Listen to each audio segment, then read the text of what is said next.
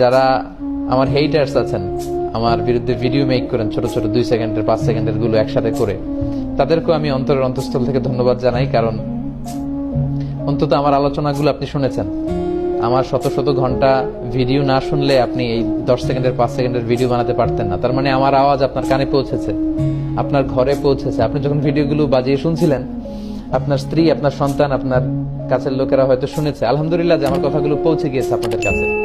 So আমার এই free পাবলিসিটির জন্য আপনাদেরকে ধন্যবাদ। তবে সম্মান দেওয়ার মালিক হচ্ছে আল্লাহ। যারা এই ভিডিওগুলো বানিয়েছেন তাদের প্রতি আমার একটা ছোট্ট অনুরোধ, যে কারোর প্রতি বিদ্বেষী হয়ে এ জাতীয় কাজ যদি আমরা করে থাকি, তাহলে এটা কখনোই সুফল বয়ে আনবে না। যেখানে আমাদের দেশে এত কাদা ছড়াছড়ি, ইসলাম নিয়ে এত বিভাজন, এক এক টিভি চ্যানেলে লোকজন এক এক ধরনের ফতোয়া শুনে বিভ্রান্ত হয় যে এই হুজুর বলে এইটা, ওই হুজুর বলে ওইটা, উনি এই পথে, উনি এই মতে, আমি যাব কোন পথে। সো আমরা মানুষকে আসলে মিসগাইডেড না করি। আমরা একজন মানুষের ভালো ভালো দিকগুলোকে যদি এপ্রিসিয়েট করার সুযোগ হয়, সেটার জন্য আমরা করি।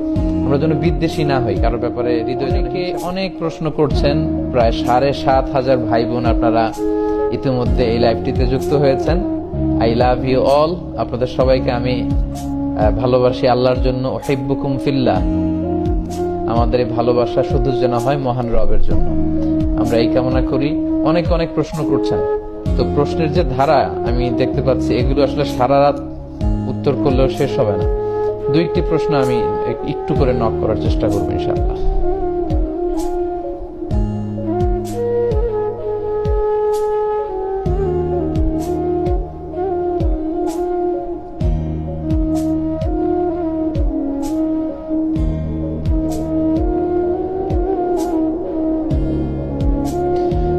আপনি আপনার মতো আগান, ওই ভাইদের আমরা আপন মনে করলো। আচ্ছা, যাই হোক, আমরা প্রত্যেককে ভাই মনে করি।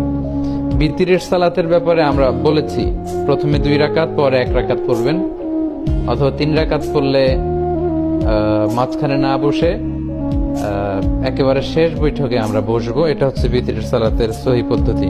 আমরা এভাবে পড়ার চেষ্টা করবো ইনশাআল্লাহ।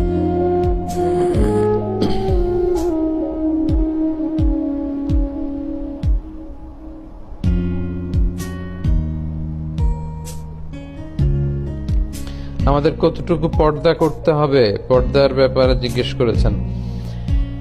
জি, নারীদের ব্যাপারে যেমনি আল্লাহ চোখকে নিম্নগামী করতে বলেছেন, পুরুষদেরকেও নিম্নগামী করতে বলেছেন। তবে নারীদের পর্দাটা বেশি। নারীদের পর্দার ক্ষেত্রে ওনাদের দেহের পোশাক ঢিলেঢালা হতে হবে।